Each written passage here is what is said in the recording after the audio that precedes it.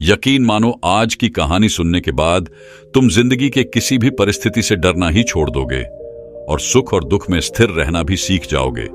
केवल इस एक रहस्य को तुम्हें ध्यान से सुनना होगा। वह रहस्य कौन सा है, वही हम आज एक रोचक कहानी के माध्यम से जानेंगे। तो चलिए कहानी की शुरुआत करते हैं। दोस्तों, हर व्यक्ति यह बात भली भांति जानता है कि उसे एक ना एक दिन इस दुनिया को छोड़ना ही होगा, इस दुनिया को अलविदा कहना ही होगा। लेकिन उसके बाद भी हर एक व्यक्ति, हर एक इंसान हमेशा यही सोचता है कि अभी तो मैं 70-80 साल जीऊंगा और तब तक तो मुझे मृत्यु नहीं आने वाली, फिर चाहे कुछ भी क्यों ना हो जाए। हम में से अधिकांश लोग इसी सोच के साथ अपना पूरा जीवन जीते हैं, लेकिन इसके पीछे जो वास्तविकता है उस पर आपका ध्यान कभी नहीं जाता। भले ही आप यह मानते हो कि आप कम से कम 70-80 साल जिएंगे ही, लेकिन वास्तविक तौर पर देखा जाए तो हम में से हर एक व्यक्ति, हर एक सांसें जो गिन रहा है, जो ले रहा है, यह खत्म होती जा रही है। और कब यह खत्म हो जाएंगी ये किसी को नहीं पता। कब कौन सी सांस हमारी आखिरी सांस बन जाए ये हम में से कोई नहीं जानता। हम मनुष्य जब से जन्म लेते हैं तब से पल पल मरते ही रहते हैं, लेकिन हम इस बात से बेफिक्र होकर अपने जीवन में मग्न रहते हैं और हम इस चीज की अनुभूति भी कभी नहीं कर पाते। और इसका एकमात्र कारण है हमारी संवेदना।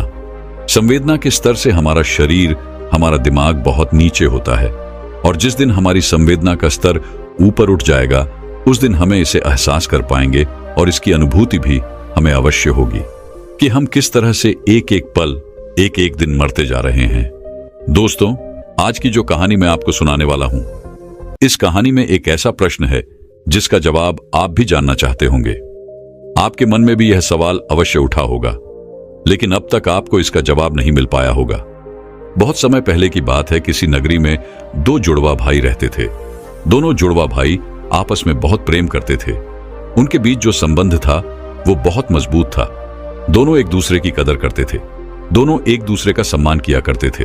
उनमें से जो बड़ा भाई था वह बहुत ही कामयाब इंसान था, अर्थात उसके पास वह सब कुछ था जो वह चाहता था, धन दौलत वैभव सारी सुख सुविधाएं।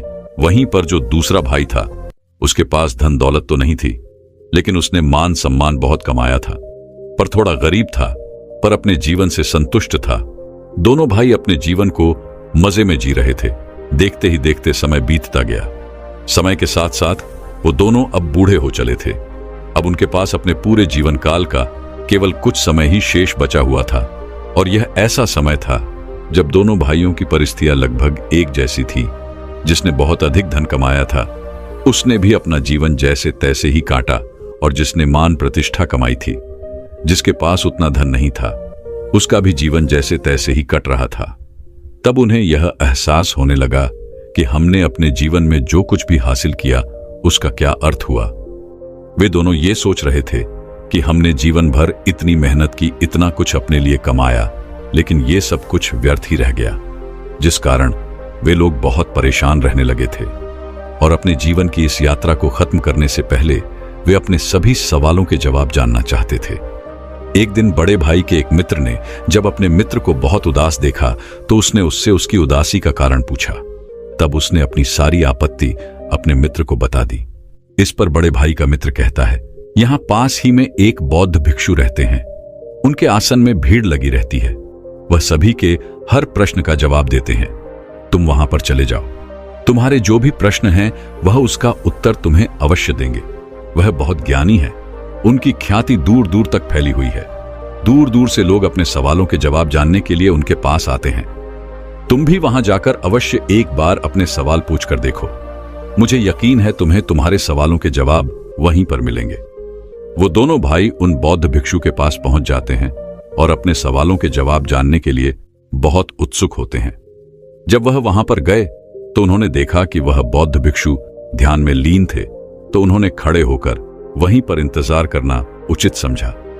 जब वह बौद्ध भिक्षु अपने ध्यान से बाहर आए, जब उन्होंने आंखें खोली तो उन्होंने देखा कि दो वृद्ध उनके सामने खड़े हैं। तब उन्होंने उनके यहां पर आने का कारण पूछा। तब बड़े भाई ने कहा, है महाराज, मैं आपसे अपने सवालों का जवाब जानना चाहता हूं। मेरे मन में कई सवाल हैं और मुझे उनके जवाब चाहिए। मैंने सुना है कि आप किसी को खाली हाथ नहीं जाने देते। आप सभी की समस्या का निवारण करते हैं, आप सभी की शंकाओं को दूर करते हैं। इसलिए हम आपके पास आए हैं और हमें पूरी उम्मीद है कि आप हमारे सभी सवालों का जवाब भी हमें अवश्य देंगे। इस पर वह बौद्ध भिक्षु मुस्कुराने लगे और कहते हैं, बेटा, मेरे पास तुम्हारे सभी सवालों का जवाब है या नहीं, यह तो तुम्हारे सवाल पर निर्भर करता है। लेकिन मेरे पास इतना समय नहीं है कि मैं तुम्हारे सभी सवालों का जवाब दे सकूं। लेकिन हां, अगर तुम इन सभी सवालों का निचोड़ निकालकर मुझे केवल एक प्रश्न दो, तो मैं इसका उत्तर तुम्हें अवश्य दे सकता हूं। अर्थात जीवन के सारे सवालों को एक ही सवाल में पेश करो, तो मैं तुम्हारी मदद अवश्य कर सकता हूं। उन बौद्ध भिक्षु की यह बात सुनकर दोनों बड़े चिंतित हो गए।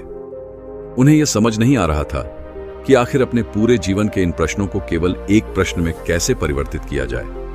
दोनों सोच में पड़ गए। दोनों ने काफी देर सोच विचार किया, चर्चा की, और उसके बाद बड़ा भाई कहता है महाराज, ये तो बड़ी विचित्र बात है कि अपने जीवन के सारे सवालों को केवल एक सवाल में परिवर्तित करके हम आपसे कैसे पूछ सकते हैं। हमने बहुत प्रयास किया, हमने आपस में बातें भी की, लेकिन हम इन सभी सवालों को एक सवाल में परिवर्तित ना कर सके। लेकिन उसके बाद हमने कुछ देर और सोचा विचार कि हमें किसी भी तरह से केवल एक सवाल ही पूछने का मौका मिला है, जिस कारण हम दोनों भाइयों ने आपस में सहमति करके अपने जीवन को केवल एक सवाल में पिरो दिया है। और यह सवाल मैं अब आपसे पूछना चाहता हूं, क्या मुझे आज्ञा है?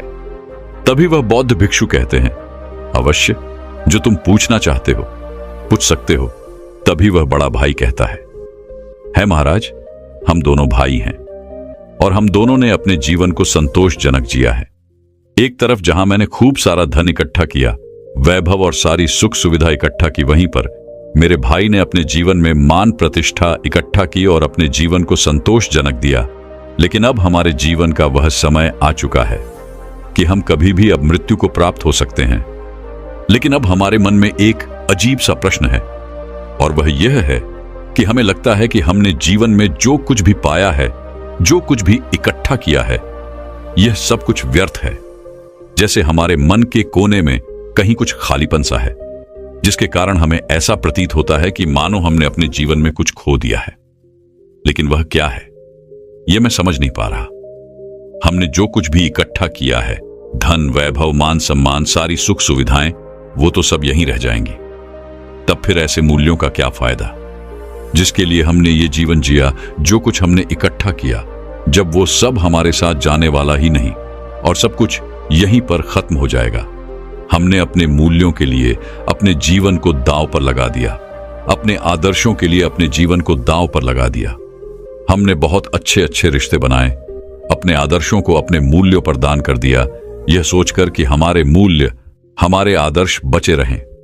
लेकिन जब हमने पीछे मुड़कर देखा तो हमें यह एहसास हुआ कि जिस मूल्य और जिस आदर्श को हम पीछे छोड़कर यह सोच रहे थे कि वह बचा रहेगा, वह तो एक ताज की तरह हमारे सर पर ही है। तो ऐसे मूल्यों का क्या फायदा जिसे मौत जब चाहे पूरी तरह से नष्ट कर दे, बर्बाद कर दे? क्या हमें अपने जीवन में इतनी मेहनत नहीं करनी चाहिए थी? क्या हमने जो कुछ भी हासिल किया, यह सब व्यर्थ हो गया? और जीवन के जिस दौर पर इस समय हम खड़े हैं, हमें यह एहसास हो रहा है कि हम असली सत्य को पहचान ही नहीं सके।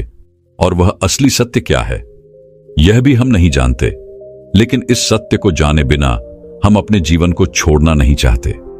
जब हम सोचते हैं तो हमारा मन डर के मारे कांप उठता है। हमारे मन में एक अजीब सी पीड़ा उठती है।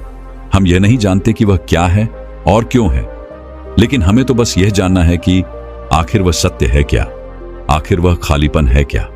इसीलिए है महाराज, आज हम आपके पास आए हैं कि आप हमारे सवालों का जवाब देंगे। इसीलिए हम दोनों आपके सामने हाथ छोड़ते हैं और अपने इस सवाल का जवाब चाहते हैं। हम पर कृपा करें। हम जानना चाहते हैं कि इंसान की आदर्श, इंसान की मूल्य, इंसान के जीवन जीने का तरीका आखिर कैसा होना चाहिए, ताकि वह अपने बुढ़ापे में सभी सवालों से मुक्त हो सके, जिससे अंतिम समय में उसके मन में कोई दुविधा ना हो, वह खुशी खुशी अपने प्राणों को त्याग सके। प्राण त्यागते वक्त हमारे मन में कोई संकोच ना हो कि हमने अपने जीवन में कुछ छोड़ दिया है, हमें तो बल्कि यह खुशी होनी चाहिए कि हमने जीवन में जो कुछ भी किया वह बहुत अच्छा था। उन दोनों का यह सवाल सुनकर वह बौद्ध भिक्षु एक पल के लिए सोच में पड़ गए।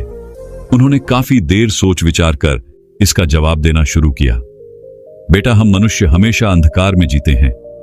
हमें लगता है कि हमारे जीवन का कोई अंत नहीं। हम तो यहां पर सजा के लिए जीने आए हैं, इसलिए हम केवल मौज मस्ती में अपना समय यूं ही व्यर्थ करते रहते हैं। उन चीजों को इकट्ठा करने में अपना समय लगाते हैं जो हमारे किसी काम की नहीं। और जब तक हम मनुष्य के जीवन में कोई बड़ी बीमारी या फिर बुढ़ापा जैसे जीवन के दौर जब तक हमारे सामने नहीं आते, तब तक तो हम अपने आप को आजाद और अमर ही समझते रहते हैं। और हम इस अंधकार में जीते हैं कि हमारी मौत भी कुछ नहीं बिगाड़ सकती।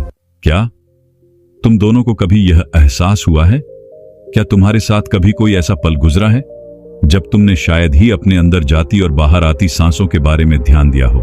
क्या तुमने तब कभी यह सोचा था? क्या तुम्हें तब कभी यह एहसास हुआ था कि यह तुम्हारी सांसें जो अभी चल रही हैं, या कब आखिरी सांस बन जाए? मुझे यकीन है जब तुम जवान होगे तब तुम्हारे मन में ऐसे कोई सवाल कभी उत्पन्न नहीं हुए होंगे, क्योंकि उन दिनों में हमारा मन केवल वासनाओं में लिप्त रहता है। उसे तो केवल अपनी वासनाओं की पूर्ति करनी अच्छी लगती है। उसे हमेशा बस एक ही चीज की होड़ रहती है, हमें अपने जीवन में कुछ करना है, कुछ पाना है, धन इकट्ठा करना है, मान प्रतिष्ठा वैभव व सारी सुख सुविधाएं, एक अच्छा ओहदा, या फिर हमें एक संतोषजनक जीवन तो जीना ही है। और इसी प्रकार हर एक मनुष्य, हर एक व्यक्ति अपने जीवन के मूल्यों को, अपने आदर्शों को अपने जीवन के हिसाब से निर्धारित करता है। जब तक सब कुछ ठीक होता है तब तक हमारे मन में कभी कोई शंका या कभी कोई प्रश्न नहीं उठता। लेकिन जैसे ही हमारे जीवन में कोई बुरा दौर आता है, कोई विपरीत परिस्थिति आती है, या फिर कुछ अनहोनी हो जाती है, या फिर जब हम किसी गंभीर बीमारी से बीमार होते हैं, या जब हमारे सामने हमारे अंतिम समय नजर आता है, उस दिन हमारे मन में यह सवाल जरूरतमंद होता है कि हमारे जीवन के आदर्शों का, जीवन के मूल्य का आखिर क्या महत्व, क्या हो? अगर अभी के अभी मेरे प्राण निकल जाएं, तो क्या मेरे आदर्श, मेरे मूल्य मुझे संतोषजनक मृत्यु दे सकते हैं? क्या परिपूर्णता से इस जीवन को त्यागने का साधन दे सकते हैं? और उस वक्त हमें यह भी एहसास हो जाता है हमारे जीवन के जो मूल्य हैं, जो आदर्श हैं, ये सभी इस जमाने की देन है जो इस समाज ने हम पर डाला है। और इस पोस्ट के लिए हम अपना पूरा जीवन इसी तरह से व्यतीत कर देते हैं। तुमने देखा होगा कि हम में से अधिकांश लोग अपने जीवन में मान, सम्मान, प्रतिष्ठा और धन इकट्ठा करने में लगे रहते हैं, और इसी प्रकार उनका जीवन यूं ही समाप्त हो जाता है। और उनके जो जीवन के मूल्य हैं, जो जीवन के आदर्श हैं, वो यहीं पर रह जाते हैं। लेकिन यह आदर्श केवल एकमात्र कागज की नाव के समान है, और जब तेज बारिश होती है तो कागज की नाव तहस नहस हो जाती है। जब तक वह इंसान उस कागज की नाव में बैठा होता है और बारिश नहीं हो रही होती, तब तक वह अपने आप को सर्वश्रेष्ठ मानता है, अमर अजर मानता है। वह सोचता है कि मौत भी मेरा कुछ नहीं बिगाड़ सकती।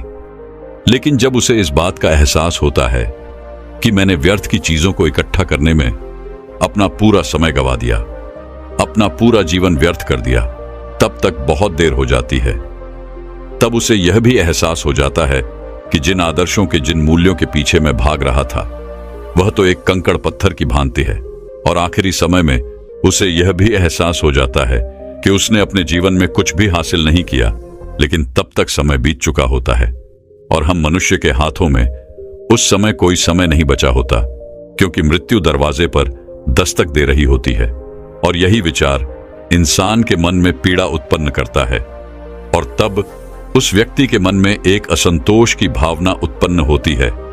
उसे लगता है कि उसने अपने जीवन में कुछ भी नहीं किया, जिस कारण उसके मन में एक अधूरापन सा रह जाता है, एक खालीपन सा, जिसके कारण मनुष्य कभी भी वही पूर्णता से मृत्यु को प्राप्त नहीं कर पाता। वह खुशी खुशी मृत्यु को गले नहीं लगा पाता। लेकिन असली सवाल तो यह है कि क्या सचमुच मौत को खुशी खुशी गले लगाया जा सकता है? यह वास्तविक तौर पर परिपूर्णता के साथ, संतोष के साथ मृत्यु को प्राप्त किया जा सकता है? और अगर आपको इस सवाल का सटीक जवाब मिल जाए तो आपको आपकी जीवन की राह मिल जाती है। क्योंकि मृत्यु ही जीवन का दूसरा पहलू है जो आपको जीना सिखाती है, हमें जीवन जीने का मार्ग दिखाती है। जरा एक पल के लिए यह सोचकर देखो कि तुम अभी जिंदा हो, लेकिन तुम्हारी सांस जो चल रही है वह तुम्हारी आखिरी सांस बन जाए, तो उस अंतिम क्षण में तुम्हें किस बात का पछतावा होगा? एक पल के लिए यह सोचकर देखो। हो सकता है कि तुम्हारे मन में यह तकलीफ हो कि मैंने उस कार्य को अभी तक पूरा नहीं किया, मैं अभी तक अपने लक्ष्य तक नहीं पहुंच पाया, मैंने किसी से वादा किया था कि मैं ऐसा करके दिखाऊंगा, लेकिन मैं अभी तक उसे पूरा नहीं कर सका। ऐसे कई सवाल आपके मन में उठने लगेंगे और यही सवाल, यही पीड़ा हमें दीमक की तरह खाती चली जाती है। और यदि तुमने अपने किसी कार्य को या किसी लक्ष्य को जो आपने निर्धारित किया था उसे पूरा कर भी लिया है, तब भी आपके मन में हमेशा एक प्रश्न तो शेष बचा ही रहेगा, और वह यह है कि जो लक्ष्य मैंने निर्धारित किया था वह तो एक मिथ्या था, वह कोई वास्तविकता नहीं थी, वह परमानंद नहीं था। इसलिए वही कार्य, वही लक्ष्य तुम्हारे मन को पीड़ा पहुंचाता है। और तब हमारे मन में एक और सवाल उत्पन्न हो जाता है कि हमने अपने अज्ञानता के कारण अपने जीवन में एक गलत लक्ष्य चुन लिया और उसे पाने के लिए पूरी ताकत लगा दी, अपना पूरा जीवन लगा दिया। और जब तुम्हें यह पता चला कि वह लक्ष्य तो मिल गया लेकिन वह लक्ष्य तो झूठा था, तब उस वक्त मन में जो पीड़ा उठती है वह असहनीय होती है। एक बार के लिए यह भी सोचकर देखो कि तुमने अपने जीवन में कोई लक्ष्य निर्धारित किया था और उस लक्ष्य के लिए तुम उस मार्ग पर चलते चले जा रहे हो, और तभी तुम्हें यह पता चलता है जिस लक्ष्य का तुम पीछा कर रहे थे, जिस लक्ष्य को तुम पाना चाहते थे, वो लक्ष्य तो दूसरे दिशा में रह गया। जब तुम अपने जीवन के दूसरे छोर पर पहुंच जाते हो, तब तुम्हें यह एहसास होता है कि जिस लक्ष्य को हम पाना चाहते थे वह तो जीवन के दूसरे छोर पर है और तुमने ही उस पर कभी ध्यान नहीं दिया, आंखें खोलकर उसे कभी देखा नहीं। तुम तो बस इस अंधकार में थे कि मुझे तो अपना लक्ष्य पाना है, इसलिए अपनी आंखें बंद करके तुम अपनी दिशा में बढ़ते चले गए, यह सोचकर कि शायद जहां पर यह रास्ता खत्म होगा वहां मुझे मेरा लक्ष्य अवश्य मिल जाएगा। लेकिन आप ये भूल गए, ये तो जीवन है और जीवन तो हर कोई जीता है, यहां तक कि जानवर भी जीते हैं। खाना पीना तो जानवर भी खाते हैं। एक जानवर भी मेहनत करता है, अपने परिवार का पालन पोषण करता है और वह भी अपनी प्रतिष्ठा कायम रखता है। लेकिन अब सबसे बड़ा सवाल यहां पर यह भी है कि एक जानवर और एक इंसान के लक्ष्य में क्या फर्क होता है। जानवर का लक्ष्य सीमित होता है, उसे तो बस इतना ही चाहिए कि वह जो पेट भर के खाना मिल जाए और मैं आराम से अपने जीवन को जी सकूं। इसके अलावा उसे अपना परिवार बसाना अच्छा लगता है और यही उसके जीवन का लक्ष्य होता है।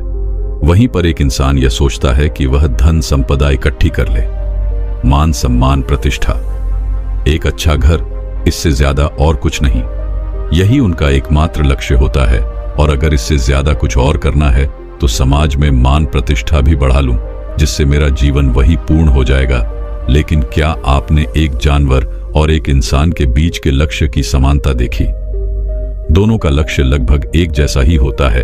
उन्हें भी मेहनत करके अपने परिवार का पालन पोषण करना है, पेट भर के खाना खाना है और इधर हर एक व्यक्ति को मान सम्मान प्रतिष्ठा, अपना परिवार और धन इकट्ठा करना है। तो जब दोनों के लक्ष्य लगभग एक जैसे ही है और दोनों का जीवन लगभग एक जैसा ही है, तो फिर हम इंसानों को यह अहंकार क्यों है कि हम एक इंसान हैं? हम क्यों भला अपने आप को उन जानवर से ऊपर समझते हैं? आखिर वही जीवन हम भी जी रहे हैं और वह जानवर भी जी रहे हैं, तो फिर दोनों में फर्क क्या है? तो यहां पर इसका जवाब भी बड़ा सीधा और सरल है। एक इंसान के पास उसकी चेतना होती है, जिसकी चेतना ऊपर उठ चुकी होती है। उसे इस बात का भली भांति एहसास होता है कि एक इंसान के पास चेतना का फर्क है। जानवरों में चेतना नहीं होती, लेकिन दूसरी तरफ इंसानों की चेतना ऊपर होती है और इसी चेतना का इस्तेमाल करके यदि आप चाहें तो परमात्मा को भी हासिल कर सकते हैं। लेकिन हां, मनुष्य तो केवल इस समाज के हिसाब से चलते हैं। अपनी चेतना का इस्तेमाल केवल धन संपदा, मान प्रतिष्ठा और समाज में अच्छा बने रहने के लिए इस चेतना का छोटे छोटे चीजों के लिए इस्तेमाल करते हैं। किंतु यदि हम चाहें तो अपनी इस चेतना का इस्तेमाल करके हम जीवन को परमानंद की तरफ ले जा सकते हैं, जिससे हमें जीवन का आनंद भी आएगा, उस परमात्मा का ज्ञान पा सकते हैं। लेकिन यह चेतना हम समय के साथ धीरे धीरे बर्बाद कर देते हैं हमें इसका कोई एहसास नहीं रह जाता। इसलिए जब जीवन का अंतिम समय आता है तो हमारे मन में एक पीड़ा उठती है, हमारे मन में एक तकलीफ रहती है, और वही हमें यह एहसास भी कराती है कि जो कुछ भी हमने अपने जीवन में हासिल किया है सब कुछ कंकड़ पत्थर के समान है। और यही कारण है कि जब हमारा अंतिम समय आता है तो हमारे भीतर कई तरह के सवाल होते हैं और हमें कई तरह की तकलीफें भी उत्पन्न होती हैं, जिस कारण एक मनुष्य परिपूर्णता के साथ कभी मृत्यु को प्राप्त नहीं कर पाता। और तब समाज के वो सारे मूल्य, सारे आदर्श हम पर बोझ बनकर रह जाते हैं। उनका हम पालन तो करते हैं लेकिन अधूरे चित्त के साथ, क्योंकि वह तुम्हारी खोज नहीं है, यह तो समाज की खोज है और इस समाज ने यह बोझ तुम पर डाला है। लेकिन जब हम अपनी चेतना का इस्तेमाल करते हैं तो हमें यह अच्छी तरह से समझ में आ जाता है कि जिस आदर्श, जिस मूल्यों के लिए हम जी रहे हैं उसे हम अच्छी तरह से समझ पाते हैं, उसे अच्छी तरह से पहचान पाते हैं, और उस दिन यह आदर्श, यह जीवन के मूल्य हम पर बोझ नहीं बन पाते, बल्कि यह हमारे जीवन के लिए एक दिशा का काम करते हैं, हमें एक रास्ता प्रदान करते हैं। इसलिए हर इंसान के जीवन में एक लक्ष्य तो होना ही चाहिए कि वह अपने जीवन में चेतना स्तर को ऊपर उठा सके, जीवन के अपने हर एक पल, हर एक क्षण को चेतना के भाव से जी सके, अच्छी तरह से समझ सके, उसे पहचान सके। क्योंकि आप यह बात तो बहुत अच्छी तरह से जानते ही होंगे कि हमारा जीवन दो पहलुओं में विभाजित है, सुख और दुख।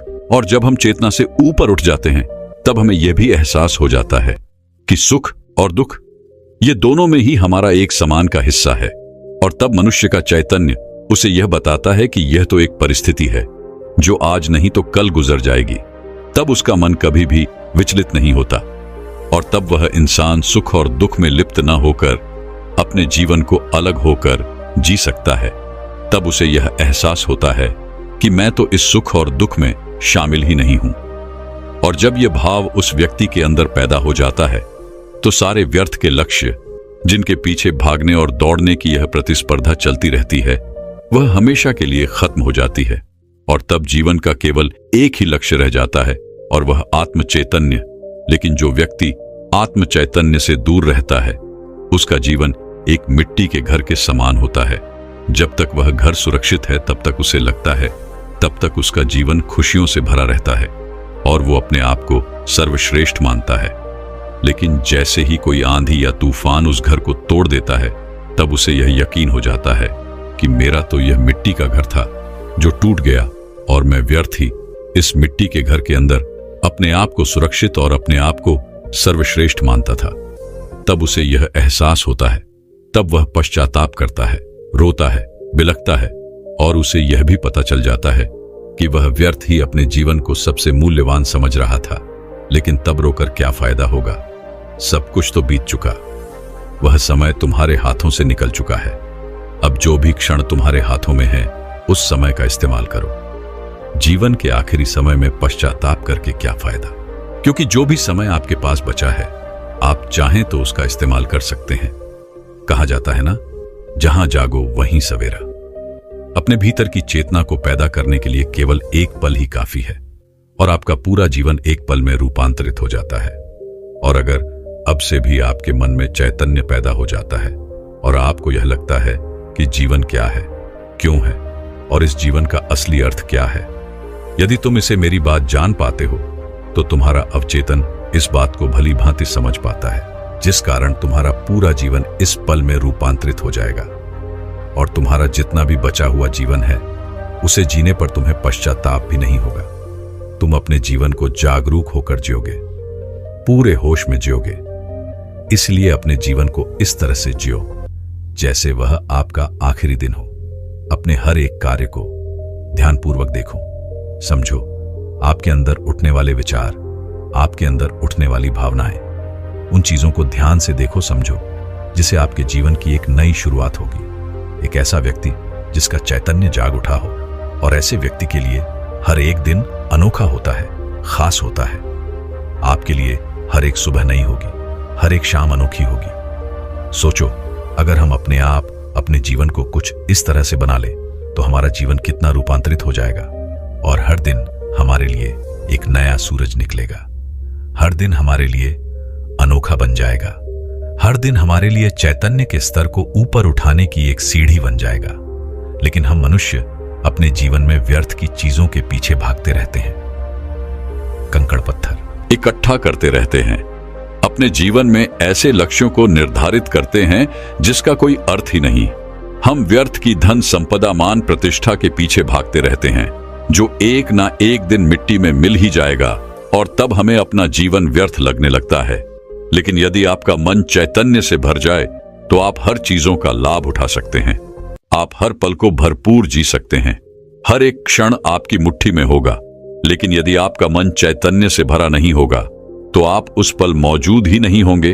तो भला आप उस पल को कैसे जिएंगे? उस पल क्या घट रहा है यह आपको पता तक नहीं होगा, और जब वह घटना होकर गुजर जाएगी तब आपको एहसास होगा। तब आप अपनी परिस्थिति को दोष देंगे। मैंने तो अपने जीवन में अच्छे लक्ष्य, अच्छे आदर्श, अच्छे मूल्य निर्धारित किए थे।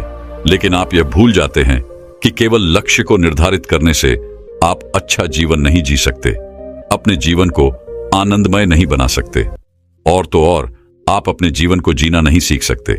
यही तो परम सत्य है, और यही हमारे मन का आखिरी सवाल, अर्थात बुढ़ापे का आखिरी सवाल। इसका जवाब तो उन दोनों को मिल गया, लेकिन क्या आपको मिला? दोस्तों, अगर आप अभी भी अपने जीवन को चैतन्य होकर, जागरूक होकर जीना सीख जाते हैं तो आप अपने जीवन को परम आनंद की ओर ले जा सकते हैं। आप अपने जीवन के हर पल का, हर क्षण का आनंद उठा सकते हैं। लेकिन अभी भी अगर आप अपने जीवन में चैतन्य को प्राप्त नहीं करते तो इस जीवन के अंतिम समय में आपको भी केवल पश्चाताप ही होगा।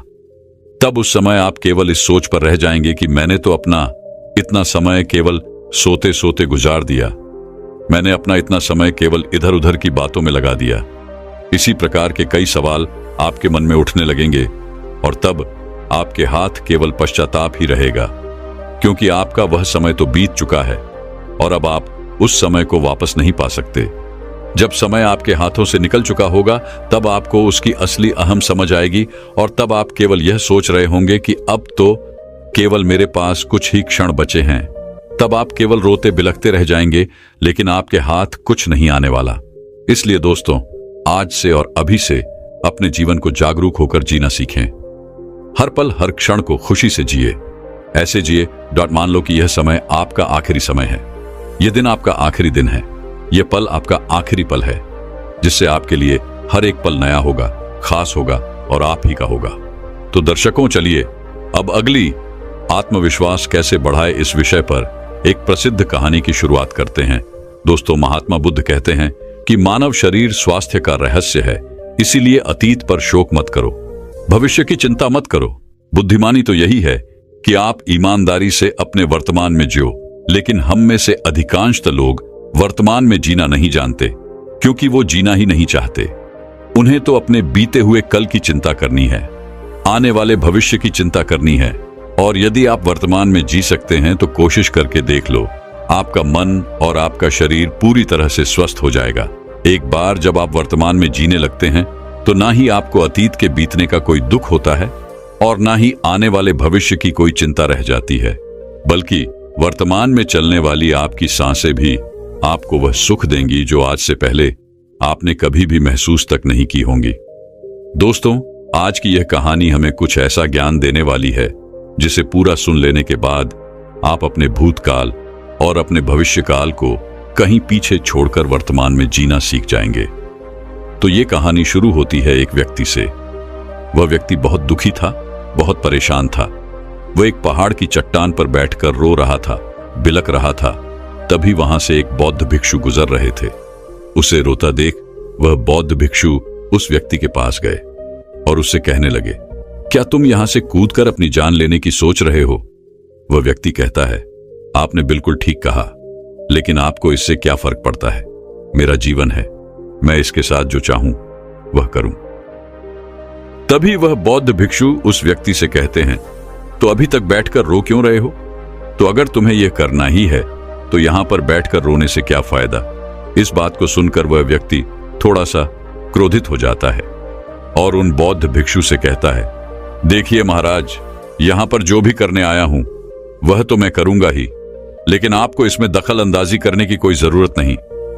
इतना कहते ही वो व्यक्ति कूट कूट कर रोने लगता है। तभी वो बौद्ध भिक्षु उससे कहते हैं, अच्छा ये बताओ, क्या तुम सब कुछ छोड़ आए हो या फिर अपने साथ कुछ लाए हो? तभी वह व्यक्ति उन बौद्ध भिक्षु के इस सवाल का जवाब देते हुए कहता है, हे गुरुवर, मैं सब कुछ छोड़ आया हूं। मेरे पास अब कुछ नहीं, न मेरे पास खोने के लिए कुछ है, तो फिर भला मैं जीकर क्या करूंगा? यह सुन वह बौद्ध भिक्षु उस व्यक्ति से कहते हैं, यदि ऐसा है तो तुम अपने सर पर यह बोझ लिए क्यों ढो रहे हो? बौद्ध भिक्षु की इस बात को सुनकर वह व्यक्ति थोड़ा सा आश्चर्यचकित हो जाता है और उन बौद्ध भिक्षु से कहता है, हे गुरुवर, मैं कौन सा बोझ लेकर ढो रहा हूं? मेरे हाथ खाली है और मेरे पास कुछ भी नहीं है। तभी वो बौद्ध भिक्षु कहते हैं, तुम्हारी सांसें भी ठीक से नहीं चल रही, तो यहां पर आए तो हो, इस दुनिया को छोड़ने और टूट कर रोए भी जा रहे हैं। एक खाली इंसान कभी भी ऐसा नहीं करता। जो कंगाल हो चुका हो, जिसके पास और कुछ ना बचा हो, वो भला क्यों रोएगा? यह सुन वह व्यक्ति और भी क्रोधित हो जाता है और उन बौद्ध भिक्षु से कहता है, आपको इससे क्या मतलब? तभी वह बौद्ध भिक्षु उस व्यक्ति से कहते हैं, क्या तुमने कभी अपने अंतर की ओर झांकने की कोशिश की है? तुमने कितना बोझ उठाया हुआ है? तुम कितना कुछ बोझ लेकर अपने इन दोनों कंधों पर ढो रहे हो? इन सभी बोझों को कब तक ढोओगे? इन बोझों को यहीं पर उतार दो और थोड़ा सा हल्का हो जाओ। कब तक इन बोझों के तले दबे रहोगे? जैसे ही उस व्यक्ति ने उन बौद्ध भिक्षु के मुख से ये सारी बातें सुनी, वह तुरंत ही उनके चरणों में गिर पड़ा और उनसे हाथ जोड़कर कहने लगा, हे गुरु, अभी तक मुझे कोई समझ नहीं पाया। यहां से कई लोग आए और गुजर गए, लेकिन किसी ने भी मुझसे ये सब नहीं कहा। आपने तो मेरे मन की बात पढ़ ली, यहां तक कि मेरे घर वाले तक मुझे नहीं समझ पाए, लेकिन आपने एक बार में ही मुझे पूरी तरह से पढ़ लिया। आगे वो व्यक्ति उन बौद्ध भिक्षुओं से कहता है, क्या आप मेरी इस समस्या का समाधान कर सकते हैं? वो बौद्ध भिक्षु कहते हैं, कहां है समस्या? वह व्यक्ति कहता है कि मेरे घर पर है, आप मेरे साथ चलिए। वह बहुत ही शुभ उस व्यक्ति से कहते हैं, नहीं, समस्या तुम्हारे घर पर नहीं है। वह व्यक्ति कहता है, नहीं नहीं गुरु है, समस्या मेरे घर पर ही है, आप एक बार मेरे साथ चलकर तो देखिए। वह बौद्ध भिक्षु उस व्यक्ति को समझाते हुए कहते हैं, समस्या तुम्हारे घर पर नहीं बल्कि तुम्हारे भीतर है। क्या तुमने कभी अपने भीतर जागने की कोशिश की है? सारी समस्याएं तुम्हारे भीतर हैं।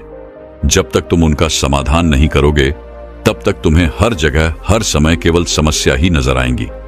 और यदि समस्या घर पर है, तो तुम इस पहाड़ की चोटी पर क्या कर रहे हो? तुम तो कह रहे थे कि तुमने पीछा सब कुछ छोड़ दिया है, अपना घर, अपना परिवार, अपने सगी संबंधी, और यदि तुमने ये सारी चीजें छोड़ ही दी हैं, तो तुम्हारी समस्या भी वहीं पर छूट गई। फिर तुम भला इतने परेशान क्यों हो? उन बौद्ध भिक्षु के मुख से ये सारी बातें सुनकर वह व्यक्ति कहता है, हे गुरुवर, आप सही कहते हैं, मैं आपकी बातों को समझ पा रहा हूं। कमी तो मेरे अंदर है, मैं किसी काम का नहीं हूं। मैं जब भी कोई काम करने जाता हूं तो सब बिगाड़ देता हूं। मेरे हाथों सारे काम बिगड़ जाते हैं। मैंने आज तक कोई काम ढंग का नहीं किया, मेरी तो किस्मत ही खराब है। उस व्यक्ति के मुख से ये सारी बातें सुनकर बौद्ध भिक्षु मुस्कुराने लगे और उस व्यक्ति से कहा, अच्छा, तुम्हें लगता है कि तुम्हारी किस्मत खराब है, तो मुझे यह बताओ कि क्या खराबी? तुम उसके व्यापार को देखकर सच में दुखी रहते थे। वह व्यक्ति कहता है, हां, इतना अच्छा उसने व्यापार खड़ा किया है और मेरा व्यापार चौपट हो गया, तो यह देखकर मुझे तो दुख होगा ही, मुझे तो जलन होगी ही। तभी वह बौद्ध भिक्षु उस व्यक्ति से कहते हैं, तुम्हें दुख किस बात का था? अपनी असफलता का या फिर अपने दोस्त की सफलता का? तभी वह व्यक्ति उन बौद्ध भिक्षु से कहता है, अपने असफल होने पर मुझे इतना पछतावा नहीं था, लेकिन वह इतना सफल हो चुका था कि उसे देखकर मेरे मन में ईर्ष्या होती थी, जलन की भावना उत्पन्न होती थी, और मैं यह देख देखकर दुखी रहता था, पछताता रहता था, तड़पता रहता था। तभी वह बौद्ध भिक्षु उस व्यक्ति से कहते हैं, इसका अर्थ तो यह हुआ, यदि तुम्हारा मित्र भी असफल हो जाए तो तुम्हें खुशी होगी। तो वह व्यक्ति कहता है, हां हां, मुझे बड़ी खुशी होगी अगर वह असफल हो जाए, उसका व्यापार चौपट हो जाए। यह सुन भिक्षु फिर से एक बार मुस्कुराने लगे और उस व्यक्ति से कहते हैं, इसका अर्थ तो यही हुआ कि तुम्हारी खुशी तुम्हारे मित्र पर निर्भर करती है। यदि वह चाहे तो तुम्हें खुश कर दे, और यदि वह चाहे तो तुम्हें दुखी कर दे। क्योंकि तुम खुद से ना तो खुश हो सकते हो और ना ही दुखी। तुम तो अपने मित्र के गुलाम बनकर रह चुके हो, और अगर यही बात है तो तुम्हारी समस्या का कोई समाधान नहीं है, क्योंकि तुम्हारी खुशियां और तुम्हारी तकलीफें, दुख, ये सब दूसरों के व्यवहार पर निर्भर करती हैं। तुम्हारे कर्मों से तो तुम्हारा कुछ हुआ नहीं, ना तो तुम अपने कर्मों से खुश हो सके और ना ही दुखी। ये तुम्हारी समस्या का मैं कोई समाधान नहीं कर सकता। तभी वह व्यक्ति उन बौद्ध भिक्षु से कहता है, हे गुरुवर, ऐसा मत कहिए, मुझे आपसे बहुत आशा है, क्योंकि आप ही वह हैं जिसने मेरे अंदर की तकलीफों को पढ़ा है, उसे जाना है, उसे समझा है। आपसे मैं विनती करता हूं कि मेरी इस समस्या का समाधान मुझे बताइए। तभी वह बौद्ध भिक्षु उस व्यक्ति से कहते हैं, जब हम दूसरों से आशा बांध लेते हैं तब हम दूसरों पर पूरी तरह से निर्भर हो जाते हैं। अगर मैं तुम्हें कोई भी रास्ता ना बताऊं, मैं तुम्हें तुम्हारी समस्या का समाधान ना दूं, तो तुम इसी तरह से दुखी रहोगे, रोते रहोगे, बिलखते रहोगे। और अगर मैं तुम्हें कोई रास्ता बता दूं, मैं तुम्हें कोई समाधान बता ही दूं, तो हो सकता है कि तुम्हें कुछ मिल जाए।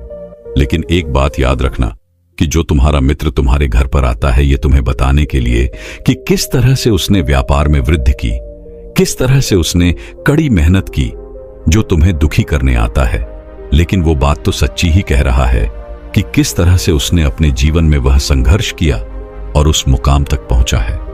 तो उसने अपने अनुभव की ही बात तुम्हें बताई। अब चाहो तो तुम उस अनुभव का इस्तेमाल कर सकते हो, या फिर उस अनुभव को तुम व्यर्थ ही जाने दे सकते हो और अपने मन में ईर्ष्या जैसे भाव उत्पन्न कर सकते हो। समझदारी तो इसी में है कि जब वो तुम्हें अपने अनुभव के बारे बता रहा है कि किस तरह से उसने संघर्ष किया है अपने जीवन में, अपने व्यापार को उस ऊंचाइयों तक पहुंचाने के लिए, तो तुम अपनी बुद्धि का इस्तेमाल करो और उसके अनुभव के ज्ञान का इस्तेमाल करो। तुम्हें तो खुश होना चाहिए कि तुम्हें जो अनुभव चाहिए था वो तुम्हें बिना मांगे तुम्हारे मित्र से मिल रहा है, और इस पर तो तुम्हें अपने मित्र का आभार व्यक्त करना चाहिए, क्योंकि घर बैठे बैठे तुम्हें वह अनुभव प्राप्त हो रहा है जो तुम अपने जीवन से प्राप्त नहीं कर सके। इसलिए आगे बढ़ो, संघर्ष करो, कुछ अनुभव का इस्तेमाल करो और हार मत मानो, क्योंकि समय की एक खूबी है, वह चाहे कैसा भी हो वह बदल जरूर जाता है। इसलिए समय चाहे जैसा भी हो, अच्छा या बुरा, दोनों का गुजरना तय है। लेकिन सबसे जरूरी यहां पर समझने वाली बात यह है कि इन दोनों वक्त को देखने के लिए तुम्हारा जीवित रहना आवश्यक है। और जब तुम्हारा अच्छा वक्त शुरू होगा, तुम अपने संघर्ष से अपने व्यापार को खड़ा करोगे और अपने व्यापार को उन ऊंचाइयों तक ले जाओगे। तब वही तुम्हारे मित्र अपनी सफलताओं की नहीं बल्कि असफलताओं की गाथा गाएंगे, ताकि तुम उन्हीं की तरह कोई गलत निर्णय लो और तुम उन्हीं की तरह बर्बाद हो जाओ। तो यहां पर तुम्हें अपनी बुद्धि का इस्तेमाल करना होगा। तुम्हें उनकी बातों पर ध्यान न देकर के बल्कि अपनी बुद्धि का प्रयोग करना होगा, क्योंकि उस समय वह तुम्हें सुखी नहीं बल्कि दुखी करने आएंगे, क्योंकि उन्हें भी तुम्हें दुखी देखकर उतना ही मजा आएगा जितना कि तुम्हें उसे दुखी देखकर आएगा। यह सुन वह व्यक्ति उन बौद्ध भिक्षु से कहता है, हे गुरुवर, आप बिल्कुल ठीक कह रहे हो। मेरे जीवन को मैं नहीं चला रहा, बल्कि मेरे सगे संबंधी और मित्र चला रहे हैं, जो मेरे जीवन में सुख और दुख भरे जा रहे हैं। लेकिन मेरा यहां पर एक प्रश्न है। जब मैंने व्यापार खड़ा किया था तो मेरा उद्देश्य यही था कि मैं अपने परिवार को सुखी रख सकूं, उन्हें वो सुख सुविधाएं दे सकूं। तो क्या अपने परिवार के लिए सोचना गलत है? मैं तो अपने परिवार के लिए ही सब कुछ कर रहा था, लेकिन व्यापार में नुकसान होने के बाद वह परिवार भी मुझे छोड़ गया। इस पर भिक्षु मुस्कुराने लगे। तभी वह व्यक्ति कहता है, अब इसमें मुस्कुराने वाली बात क्या है? क्या मैंने कोई गलत प्रश्न पूछ लिया? तभी वो बौद्ध भिक्षु कहते हैं, नहीं, हर व्यक्ति यह चाहता है कि कोई उसकी गलती पर उसे सांत्वना दे, और तुम भी वही चाहते हो। हर कोई यही चाहता है कि जब वो कुछ करे तो उनकी प्रशंसा की जाए, और जब हमें प्रशंसा नहीं मिलती तो हमें भीतर ही भीतर बड़ा दुख होता है। हमारे मन को एक ठेस पहुंचती है, और तब हमारे मन में यह भाव उत्पन्न होने लगता है कि इस दुनिया में सभी मतलबी है, सभी अपने मतलब के लिए जीते हैं, सभी अपने मतलब के लिए काम करते हैं, और सभी हमारे साथ अपने मतलब के लिए ही रहते हैं। लेकिन अगर तुम किसी को अपना परिवार मानते भी हो और अपने उस परिवार के लिए कुछ करना चाहते हो, तो फिर तुम्हें ऐसा क्यों लगता है कि तुम दूसरों के लिए कर रहे हो? तुम तो अपने लिए ही कर रहे हो ना। अगर तुम्हें लगा कि तुम दूसरों के लिए कर रहे हो तो तुम जीवन भर दुखी ही रहोगे, और जब तुम्हें लगेगा कि तुम अपने लिए कर रहे हो तब तुम्हें एक अजीब खुशी प्राप्त होगी और तुम हमेशा खुश रहोगे। और जब तुम अपने कार्यों को बेहतर से और बेहतरीन करने में लगे रहोगे तो तुम्हें किसी की सांत्वना की भी कोई जरूरत नहीं पड़ेगी। तभी वह व्यक्ति उन बौद्ध भिक्षु से कहता है, हे गुरुवर, मुझे आपकी बात समझ में आ गई। अब तक मेरी किस्मत दूसरों के हाथों में थी। वो उसमें जैसे रंग चाहें सुख के या दुख के भर दिया करते थे, लेकिन अब से मैं अपनी किस्मत अपने हाथ में रखूंगा और फिर चाहे यह अच्छी हो या खराब, मैं हार नहीं मानूंगा। आखिर में वह व्यक्ति उन भिक्षु से कहता है, हे गुरुवर, आपकी सारी बातें तो मैं समझ गया, लेकिन क्या आप मुझे कुछ दे सकते हैं जो मेरे जीवन के सबसे बुरे वक्त में मेरा साथ दे सके, मेरा साथ निभा सके? यह सुन वह भिक्षु उस व्यक्ति को एक छोटा सा बक्सा देते हैं और कहते हैं कि यार, मेरे इसे तुम्हें अपने बहुत करीब ही रखना होगा। इसमें एक ऐसा राज है जो तुम्हें बड़े से बड़े दुखों से बाहर निकाल सकता है, बड़ी से बड़ी विपत्तियों से छुटकारा दिला सकता है। और इसे तुम सिर्फ तभी खोलना जब तुम्हें लगे कि अब कोई राह नहीं बची है, जब तुम्हें यह लगने लगे कि सब कुछ व्यर्थ है। मैंने जो बातें कही हैं वो भी व्यर्थ है, यह दुनिया भी व्यर्थ है, यहां रहना भी व्यर्थ है। इतना कहकर वह भिक्षु उस बक्से को उस व्यक्ति को थमा देते हैं और फिर वहां से चले जाते हैं।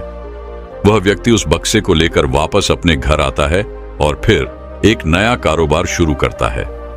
अब की बार वह कारोबार में हार नहीं मानता और उसका कारोबार बहुत अच्छा चल पड़ता है। उसका कारोबार चलने के कारण अब उसका परिवार भी उसके साथ आ चुका था। उसके पास अब हर सुख सुविधाएं भी हो गई थी। अब वह ना तो भूतकाल का रोना रोता था और ना ही वह भविष्य की चिंता करता था। वह तो केवल अपने वर्तमान को और ज्यादा बेहतर बनाने की कोशिश में लगा रहता था। लेकिन समय हमेशा बदलता रहता है। जिस तरह से बुरा समय हमेशा नहीं रहता, ठीक उसी प्रकार अच्छा समय भी हमेशा नहीं रहता। उस व्यक्ति के जीवन में एक बार फिर से अच्छा समय समाप्त हो चुका था। वह जिस राज्य में रहता था उस राज्य पर पड़ोसी राज्य ने चढ़ाई कर दी थी और पूरा राज्य तबाह कर दिया था। उसका व्यापार भी पूरी तरह से तबाह हो चुका था। वह परिवार के साथ दर दर की ठोकरें खाने लगा। उसे यहां से वहां भागना पड़ा, यहां तक कि उसके पास खाने पीने के लिए भी पैसे नहीं बचे थे।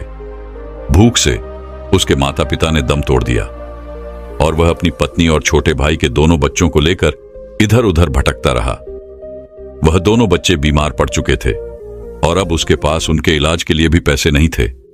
तब उसे एहसास होने लगा कि यह सब व्यर्थ है। उसका यह जीवन जीना भी व्यर्थ है, यह पूरा संसार व्यर्थ है। पर जो कुछ भी बातें उन भिक्षु ने मुझसे कही थी, आप जिंदगी में कभी किसी परिस्थिति से डरोगे नहीं और हार भी नहीं मानोगे। केवल आज के इस वीडियो से अपने मन से डर और चिंता कैसे खत्म करनी है, इसके पीछे का रहस्य ध्यान से सुनना। तो चलिए उस रहस्यमय कहानी की शुरुआत करते हैं। दोस्तों, एक गुरु का एक शिष्य बड़ा ही मस्त मौला था। उसे किसी चीज की कोई फिक्र नहीं थी। उसका जब मन करता वो उठता, खाता, पिता और सो जाता। उसके जीवन में कोई लक्ष्य नहीं था। वो बस अपने जीवन को मस्त मौला की तरह जिया करता। लेकिन वहीं पर उन गुरु के बाकी शिष्य अपने जीवन को गंभीरता से लेते थे। वो अपने जीवन में एक लक्ष्य निर्धारित करके आगे की ओर बढ़ रहे थे। वह सभी अपने सभी कामों को नियमानुसार करते, सही समय पर करते और वह सभी देखते ही देखते आगे बढ़ रहे थे, अपने जीवन में उन्नति कर रहे थे। वह मस्त मौला शिष्य जब उन आश्रम के बाकी शिष्यों को देखता तो वो उन पर हंसा करता। वह मन ही मन सोचता कि इनका जीवन भी कितना बेरंग है। ये सुबह उठते हैं, अपना कार्य करते हैं, गुरु से उपदेश ग्रहण करते हैं, शिक्षा ग्रहण करते हैं। उसके बाद यह सभी भिक्षा मांगने के लिए निकल पड़ते हैं और जब शाम को यह भिक्षा मांगकर वापस लौटते हैं तो फिर भोजन बनाते हैं, भोजन ग्रहण करते हैं और सभी सो जाते हैं। भला यह भी कोई जीवन है? ऐसा जीवन जीकर क्या फायदा? यह हर रोज एक ही काम करते हैं और इनके जीवन में कोई रस नहीं रह गया। ये सब वो मन ही मन सोचकर बहुत खुश हुआ करता। वह अपने आप को सर्वश्रेष्ठ माना करता। लेकिन देखते ही देखते समय बीतता गया और समय के साथ साथ आश्रम के वो बाकी शिष्य धीरे धीरे आगे बढ़ते चले गए, लेकिन वह मस्त मौला शिष्य अब तक वही का वही पड़ा था। आश्रम के वे सभी शिष्य एक एक करके सफल होते चले गए और वह मस्त मौला शिष्य यह सब देखकर मन ही मन बहुत जलने लगा था। उसके मन में ईर्ष्या उत्पन्न होने लगी थी। एक दिन की बात है, उन गुरु ने अपने एक शिष्य को एक कार्य सौंपा जो बहुत जिम्मेदारी का था। यह बात जब उस मस्त मौला शिष्य को पता चली तो वह क्रोधित हो उठा। उसने सोचा कि मैं इनसे पहले से यहां पर हूं, लेकिन अब तक गुरु ने मुझे कोई भी ऐसा जिम्मेदारी का काम नहीं दिया। लेकिन इन्हें देखो, इन्हें आए अभी कुछ ही वर्ष बीते हैं और इन पर गुरु यकीन करते हैं और इन्हें उन्होंने जिम्मेदारी का काम भी सौंप दिया। इस बात से उसके मन को बहुत ठेस पहुंची। वह तुरंत ही अपने गुरु के पास पहुंचा। उन्हें प्रणाम करके वह उनसे कहता है गुरुर, मैं इन सबसे पहले से यहां पर हूं, लेकिन फिर भी आपने मुझे आज तक कोई जिम्मेदारी वाला काम नहीं दिया। लेकिन इन्हें देखिए, जिन्हें आए हुए अभी केवल कुछ वर्ष ही बीते हैं। आप उन पर भरोसा करते हैं, उन्हें जिम्मेदारी वाला काम दे रहे हैं। क्या मैं इस लायक नहीं कि आप मुझे कोई जिम्मेदारी वाला काम सौंप सके? इस पर वह गुरु मुस्कुराने लगे और उस मस्त मौला शिष्य कहते हैं, भंते, जब से तुम यहां पर आए हो तुमने कभी कोई कार्य किया है? तुम हमेशा मस्त रहते हो। तुम्हें ना तो किसी कार्य की फिक्र है और ना ही तुम्हें भिक्षा मांगना अच्छा लगता है, और तो और ना ही तुम उपदेश सुनने आते हो। तुम तो केवल यहां पर पड़े रहते हो। तुम्हारा जब मन करता है तुम उठते हो, खाते हो, पीते हो, सो जाते हो और उसके बाद पूरा दिन न जाने तुम कहां पर रहते हो। इसी प्रकार तुम्हारा अब तक का पूरा समय बीत चुका है। लेकिन अब तक इस पूरे समय में तुमने क्या किया? क्या इन वर्षों में तुमने कोई एक ऐसा कार्य किया है जिस पर मैं गर्व कर सकूं? तुम्हारे जीवन में कोई अनुशासन नहीं है। तुम जैसा चाहते हो वैसा ही करते हो। तुम्हारे कोई भी कार्य समय पर पूरे नहीं हो पाते क्योंकि तुम उन्हें पूरा करना ही नहीं चाहते। जबकि इस आश्रम के बाकी शिष्य मेरी बातों पर अमल करते हैं, उन बातों को अपने जीवन में उतारते हैं। वह अपने सभी कार्य समय पर पूरा करते हैं और तो और वह अपने दिन के सभी कार्य नियमानुसार ही करते हैं। अपने गुरु की ये सारी बातें सुनकर वह मस्त मौला शिष्य कुछ देर के लिए चुप हो जाता है और फिर अपने गुरु से कहता है गुरुदेव, तो मैं क्या करूं? मैं अपने जीवन को कैदियों की तरह नहीं बिताना चाहता। अनुशासित होकर मैं अपने आप को बांधना नहीं चाहता। एक अनुशासित व्यक्ति अपने जीवन में एक ही कार्य को हर रोज दोहराता रहता है और यह कितना उभाव है। इसमें कोई रस नहीं रहता, इसमें कोई आनंद नहीं है। फिर ऐसा जीवन जीकर क्या फायदा? तभी वह गुरु कहते हैं, भंते, अनुशासन हमेशा से सफलता का मूल मंत्र रहा है। जो व्यक्ति अनुशासित नहीं होता या जो व्यक्ति अपने आप पर काबू नहीं करता, अपने आप पर काबू नहीं रखता, वह जीवन के किसी भी क्षेत्र में सफल नहीं हो सकता। अनुशासन का दूसरा नाम साधना तपस्या है। अनुशासन का पालन करना भले ही थोड़ा मुश्किल है, लेकिन मानव जीवन के लिए सफलता का मुख्य मार्ग यही है। अनुशासन का अर्थ है किसी भी क्षेत्र में या जनजीवन में नियमों का पालन करना, समय का पाबंद होना तथा अपने आप के लिए पूरी तरह से समर्पित होना, हमेशा अपने काम को सही ढंग और सही समय पर पूरा करना। लेकिन आजकल हर किसी को यह भ्रम होता है कि अनुशासन में रहने से उनकी आजादी खत्म हो जाती है और जिंदगी में कोई रस नहीं रह जाता। लेकिन वास्तविकता ठीक इसका उल्टा है। जिन लोगों का खुद पर नियंत्रण नहीं होता, जो लोग खुद पर काबू नहीं रख पाते, वे लोग निर्णय लेने में अत्यधिक गंभीर हो जाते हैं और ऐसे समय पर उनका निर्णय ज्यादातर गलत ही साबित होता है। लेकिन जो लोग खुद पर काबू रखते हैं, जिनका खुद पर नियंत्रण होता है, वे लोग निर्णय लेने के समय पर गंभीर ना होकर सामान्य स्थिति में रहते हैं, जिस कारण उनके अधिकांशतः फैसले सही साबित होते हैं। वे ज्यादा खुश रहते हैं और परेशानियों से निपटने में भी वो सक्षम होते हैं। तभी वो मस्त मौला शिष्य अपने गुरु से कहता है गुरुवार, यदि आपकी सारी बातें सच है तो फिर अब मुझे क्या करना चाहिए? मैं किस तरह से अपने आप पर नियंत्रण पा सकता हूं? मैं किस तरह से अपने जीवन में किसी लक्ष्य को पा सकता हूं? कृपया करके मुझे सही मार्ग दिखाइए। इस पर वह गुरुवर अपने मस्त मौला शिष्य से कहते हैं, मैं तुम्हें आज कुछ ऐसी आदतें बताने जा रहा हूं जिसे यदि तुमने अपने जीवन में उतार लिया, जिसका तुमने नियमित तौर पर पालन किया, तो तुम अवश्य ही अपने जीवन में कुछ बड़ा हासिल कर पाओगे और तुम्हारा जीवन भी पूरी तरह से बदल जाएगा। तुम अपने जीवन पर काबू कर सकोगे, तुम अपने आप पर नियंत्रण पा सकोगे और जो भी फैसले तुम लेना चाहो उसे सटीक ले पाओगे। आगे वह गुरुवर उस मस्त बोला शिष्य को पहली आदत बताते हुए कहते हैं, खुद को समझो, अनुशासन में कैसे रहें। खुद को अनुशासित करने के लिए दूसरों को समझना होगा। आप दूसरों को उस वक्त तक नहीं समझ सकते जब तक कि आप खुद को ना समझ लें। जब हम खुद को समझ जाते हैं तो आप में दूसरों को समझने की शक्ति पैदा हो जाती है और फिर तुम दूसरों को भी समझ सकते हो। इसके लिए तुम्हें ध्यान करना आवश्यक है। तुम जितना ध्यान करोगे उतना तुम्हारा मन एकाग्र होगा और तुम ध्यान में उतरते चले जाओगे। फिर कुछ समय बाद तुम्हारा मन खाली होने लगेगा, जिस कारण तुम खुद को समझ पाओगे, अपने भीतर झांक पाओगे। इन सभी के अलावा तुम कुछ वक्त अपने साथ बिता सकते हो, योगा कर सकते हो, विचार कर सकते हो, अपने आप से बातें कर सकते हो। अपने आप के अंदर झांक कर देखो कि तुम्हारे अंदर क्या अच्छाइयां हैं और क्या बुराइयां हैं, तुम्हें क्या पसंद है और क्या नापसंद है। और जब तुम अपने बारे में अच्छी तरह जान जाओगे, तुम्हें पता चल जाएगा कि तुम्हारे अंदर क्या कमियां हैं, तो तुम उन कमियों को दूर करने का प्रयास कर सकते हो, उन पर काबू पा सकते हो और अपने आप को हर रोज बेहतर बना सकते हो।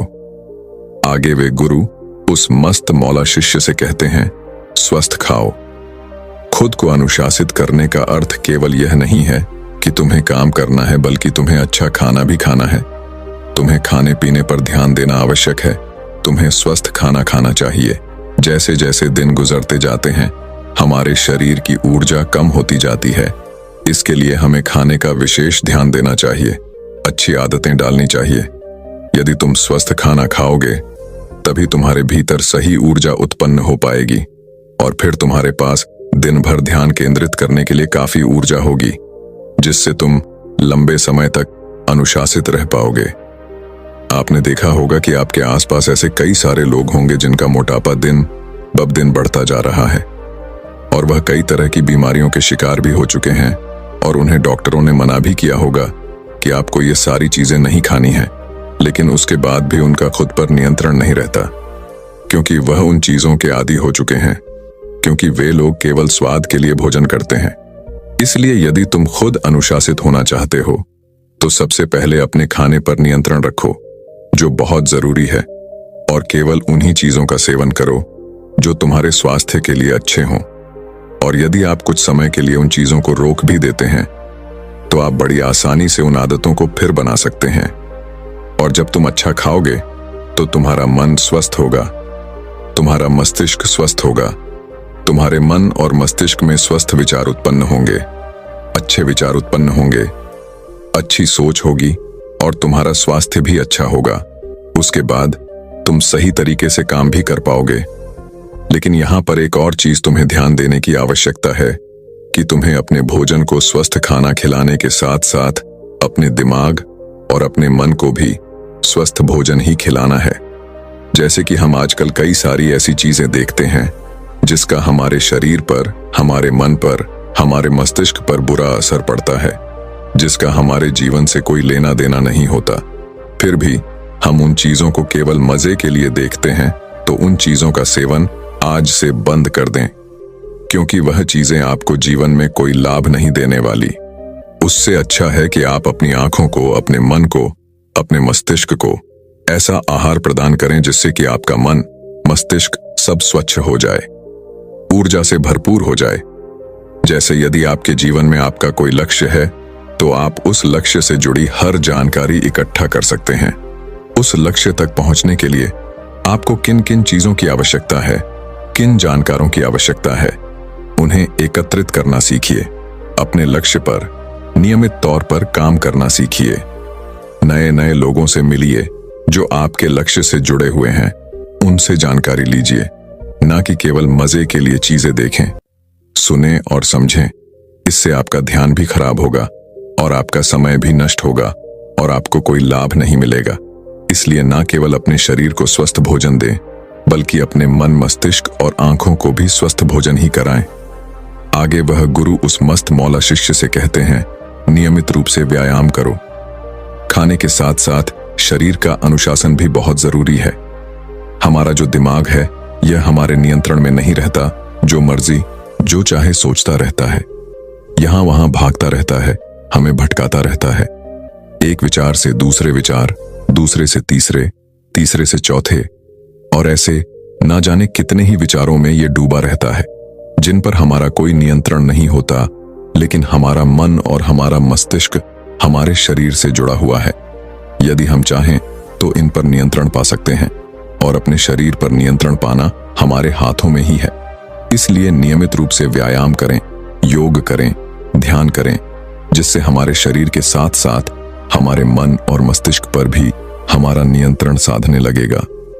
उसके बाद जैसा आप चाहेंगे, आपका शरीर, आपका मन, आपका मस्तिष्क आपकी ही की तरह सोचेगा, आप ही के लिए काम करेगा, क्योंकि आपका उस पर पूरा नियंत्रण होगा। आगे वह गुरुवर उस मस्त मौला शिष्य से कहते हैं, अच्छी नींद लो। आजकल आपने देखा होगा कि आपके आसपास ऐसे कई सारे लोग आपको मिलेंगे जो रात को देरी तक स्मार्टफोन चलाते रहते हैं, जिस कारण वो रात को देरी से सोते हैं और उनकी नींद भी देरी से खुलती है, जो हमारे शरीर के लिए, हमारे लिए बहुत हानिकारक है, जिससे हमारी दिनचर्या बिगड़ जाती है और हमारा मस्तिष्क कभी सही ढंग से काम नहीं कर पाता। और तो और इससे हमारे शरीर पर भी बुरा असर पड़ता है। आपने देखा होगा कि जब आप रात को देरी से सोते हैं तो सुबह उठने के बाद आपके सर में दर्द होता है, आपका शरीर सही ढंग से काम नहीं कर पाता। कभी आपको पेट दर्द की शिकायत होती है, तो कभी आपके वजन दर्द की शिकायत होती है। इसलिए खुद अनुशासित होने के लिए आपको सोने का समय तय करना ही चाहिए। सही समय पर सोएं, सही समय पर उठें, ताकि आपको रात में नींद अच्छी आए, और जब आप सुबह उठे तो आपका शरीर पूरी तरह से तैयार हो, आपका मन, आपका दिमाग केंद्रित हो, और आप किसी भी काम को पूरी स्फूर्ति और पूरी चुस्ती के साथ कर सकें, अपने काम पर ध्यान केंद्रित कर सकें, अपने कामों पर मन लगा सकें। आगे वह गुरुवर उस मस्त मौला शिष्य से कहते हैं, अपनी दिनचर्या का पालन करो। जब हम अपने दिनचर्या का पालन करते हैं तो कठिन से कठिन कार्य भी आसान हो जाते हैं। जिन कार्य को करने में हमारा मन नहीं लगता, जो कार्य हमें बहुत कठिन लगते हैं, वो कार्य भी बड़ी तीव्रता और आसानी से हो जाते हैं। आपने देखा होगा कि हम अधिकांशतः किसी भी कार्य को करने से पहले यह सोचते हैं कि आज हमारा मन नहीं कर रहा, और यदि आप उस कार्य को अपने मन पर छोड़ देंगे तो वह कार्य कभी पूरा नहीं होने वाला। लेकिन यदि आप नियमित तौर पर उस कार्य को करते रहते हैं तो आप अवश्य ही उस कार्य को पूरा कर लेंगे, और ना ही वो काम आप पर कभी बोझ बनेगा, और ना ही उस कार्य को न करने का आप पर कोई बुरा प्रभाव पड़ेगा। जैसे कि यदि आपने एक नियम बनाया है कि आप एक निश्चित समय पर पढ़ेंगे, तो आपको पढ़ना ही चाहिए, जिससे आपका हर कार्य समय पर पूरा होता है और आपका मन भी उस कार्य में जरूर लगता है, और आपके सारे काम भी बड़ी आसानी से होने लगते हैं। फिर वो कार्य चाहे कितना भी उभाव क्यों ना हो, और दिनचर्या हमारे आत्म अनुशासनहीनता के लिए बहुत जरूरी है। इसलिए आज से ही आप अपने दिन में हर एक चीज के लिए दिनचर्या बनाना शुरू कीजिए, जिससे आपका जीवन अनुशासित हो सके कि आप कौन से काम को किस समय पर पूरा करना चाहते हैं, और उस कार्य को उस समय पर पूरा करने का हर मुमकिन प्रयास करें। फिर चाहे आपका मन कर रहा हो या ना कर रहा हो, उस कार्य को आपको समय पर पूरा करना ही है। यदि आप अपनी दिनचर्या का पालन नहीं करेंगे तो आप अपने जीवन में कभी सफल नहीं हो पाएंगे। इसीलिए अपने दिनचर्या का पालन करना आवश्यक है, अनुशासित होना आवश्यक है। मान लीजिए कि आज आप में से कई सारे लोग इस वीडियो को देखने के बाद बहुत खुश हो जाते हैं और अपनी दिनचर्या बना भी लेते हैं, और एक दिन, 2 दिन या 3 दिन उस दिनचर्या का पालन करने के बाद वो अगले दिन से उसे छोड़ देते हैं, तो उनके जीवन में कोई बदलाव नहीं आने वाला। मेरी एक बात हमेशा याद रखिएगा कि बुरी आदतें बहुत आसान होती हैं, जो हमें हमेशा पीछे की ओर खींचती हैं, जो हमें सुख दिखाती हैं, आनंद दिखाती हैं, लेकिन वह सुख व आनंद केवल कुछ समय के लिए है। और यदि आप अपनी दिनचर्या का लगातार पालन करते हैं तो आप आगे चलकर उससे कहीं ज्यादा सुख और उससे कहीं ज्यादा आनंद प्राप्त करेंगे। अच्छी आदतों को अपनाने में थोड़ा समय लगता है, थोड़ी मुश्किलें भी आती हैं। आपने सुना होगा कि जो रास्ता शुरू में कठिन होता है वो रास्ता आगे चलकर आसान हो जाता है, और जो रास्ता शुरू में आसान होता है वह आकर चलकर कठिन हो जाता है। इसलिए आप कौन सा रास्ता चुनना चाहते हैं ये आप पर निर्भर करता है। आगे वह गुरुवर उस मस्त मौला शिष्य से कहते हैं, अपने लक्ष्य खुद तय करो। दोस्तों, अक्सर यह होता है कि हम अपने जीवन में कई प्रकार के लक्ष्य निर्धारित करते हैं, लेकिन हम अपने आलस के कारण, अपनी खराब दिनचर्या के कारण उन लक्ष्यों को बीच में ही छोड़ देते हैं। हम चाहते हैं कि वो लक्ष्य हमारे लिए कोई और पूरा करे, लेकिन क्या ऐसे में आपका वो सपना पूरा हो सकता है? जब कोई और उस लक्ष्य को पूरा करेगा तो क्या आपको वो खुशी मिलेगी? क्या आपको वो आनंद मिल पाएगा? नहीं। जब हम अपने लक्ष्य के लिए खुद मेहनत करते हैं, उसे पाने के लिए हर मुमकिन प्रयास करते हैं, तो उसके बीच में आने वाले रुकावटों को पार करते वक्त हमें जो मजा आता है, जो आनंद आता है, वह कहीं और आपको नहीं मिलेगा, क्योंकि असली मजा मंजिल तक पहुंचना नहीं बल्कि राहों में चलना होता है। और जब भी आपको यह लगे कि आपकी मंजिल अभी बहुत दूर है, तो आप हमेशा खुद से 2 सवाल कीजिए। पहला, मैंने कल से आज अच्छा क्या किया है, और मैं अभी के अभी और अच्छा क्या कर सकता हूं। इससे आपके भीतर एक प्रेरणा जगेगी और आप और बेहतर करने की कोशिश करेंगे, और आप अपने अनुशासन को भी फिर से प्राप्त कर सकेंगे। लेकिन हम में से अधिकांश लोग बस इसी फिराक में होते हैं कि हमने जो लक्ष्य निर्धारित किया है उसमें कोई हमारा साथ दे दे, कोई हमारी मदद कर दे, ताकि हम अपने लक्ष्य तक पहुंच जाएं। लेकिन ऐसा करना बिल्कुल सही नहीं होता। आप दूसरों से जानकारी जरूर ले सकते हैं, दूसरों से मदद जरूर ले सकते हैं, लेकिन आपको अपने लक्ष्य की ओर खुद ही बढ़ना चाहिए। रास्ते में आने वाली सभी रुकावटों का सामना आपको खुद ही करना चाहिए। तभी आपको वह खुशी मिलेगी, तभी आप उस आनंद का अनुभव कर पाएंगे। आगे वह गुरुवर मस्त मौला शिष्य से कहते हैं, समय का प्रबंधन करो। आप लोगों ने देखा होगा कि हमारे पास दिन भर में कई सारे कार्य होते हैं, लेकिन हम उन सभी कार्य को पूरा नहीं कर पाते, क्योंकि हमने सही समय पर उस कार्य को पूरा ही नहीं किया, क्योंकि हम केवल एक ही कार्य में जुटे रहे और उसी कार्य को हमने अपना पूरा समय दे दिया। आप सारे कार्य तो पूरा करना चाहते थे, लेकिन आप सभी कार्य को पूरा नहीं कर पाए, और ऐसा इसलिए हुआ क्योंकि आपने समय का प्रबंधन नहीं किया है। समय का प्रबंधन हमें अच्छी तरह से करना चाहिए। जैसे कि जो भी जरूरी काम है उसे सबसे पहले कीजिए, भले ही वो काम कितना भी मुश्किल क्यों ना हो, उस काम को सबसे पहले पूरा कीजिए। उसके बाद बाकी के जो आसान काम बचे हुए हैं आप उन्हें पूरा कर सकते हैं, या फिर आप चाहें तो उसे अपने निचले अधिकारी को भी दे सकते हैं, क्योंकि वह काम सरल है और वह उसे आसानी से कर भी पाएगा, जिससे आपका समय भी बचेगा और आप कठिन से कठिन कार्य को समय पर पूरा भी कर पाएंगे। और यदि आप किसी कार्यालय में नहीं जाते तब भी आपको यही नीति अपनानी आनी चाहिए। आप सबसे पहले अपने मुश्किल कार्य को पूरा कीजिए। जब आप उस कार्य को पूरा करेंगे तो आपका आत्मविश्वास भी बढ़ेगा और आप बाकी सारे कार्य में भी मन लगा पाएंगे, और आप उन चीजों को भी बड़ी तीव्रता और सरलता से पूर्ण कर पाएंगे। और बाकी के जो आसान और छोटे कार्य हैं आप उन्हें बाद में पूरा कर सकते हैं, जिससे आप अपने दिन भर के पूरे कार्य को संपूर्ण तरीके से पूरा भी कर सकेंगे।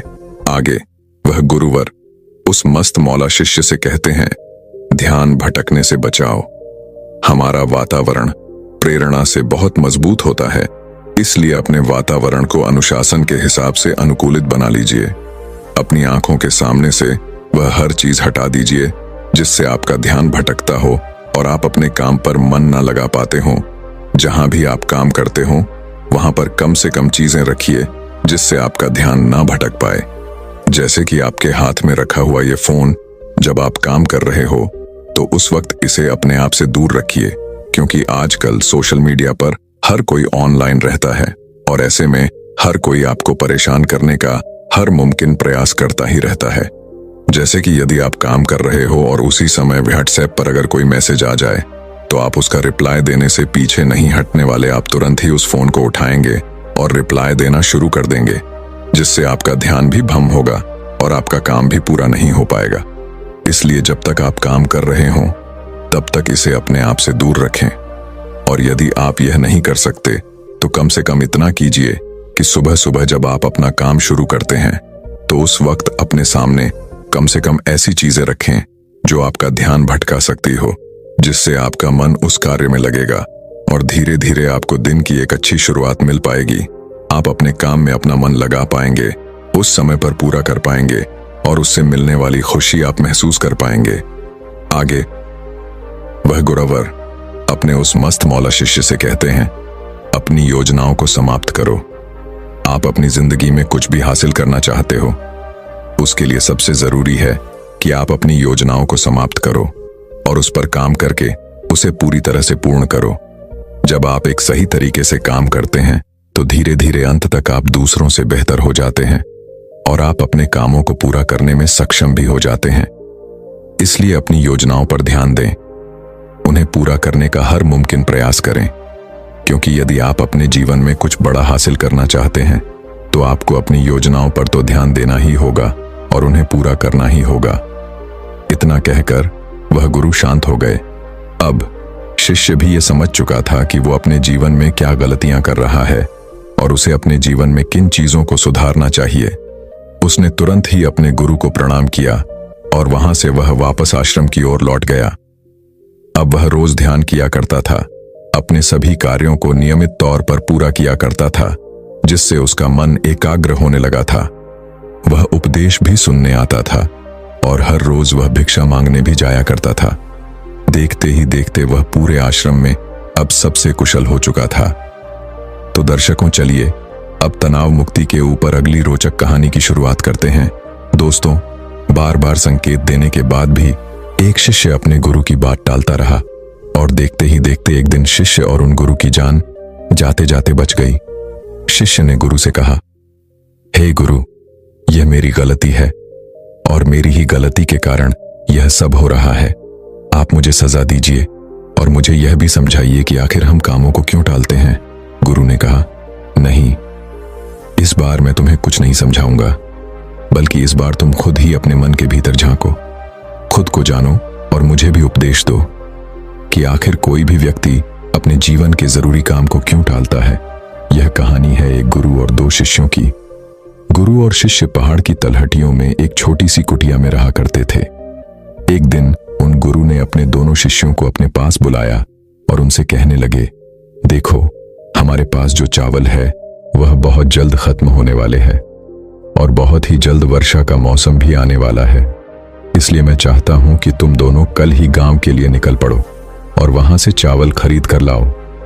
दोनों शिष्यों ने गुरु की बात मान ली और वे दोनों अगली सुबह सूरज की पहली किरण के साथ ही गांव की ओर निकल पड़े। लेकिन केवल कुछ ही समय के बाद वे दोनों शिष्य वापस आश्रम लौट आए।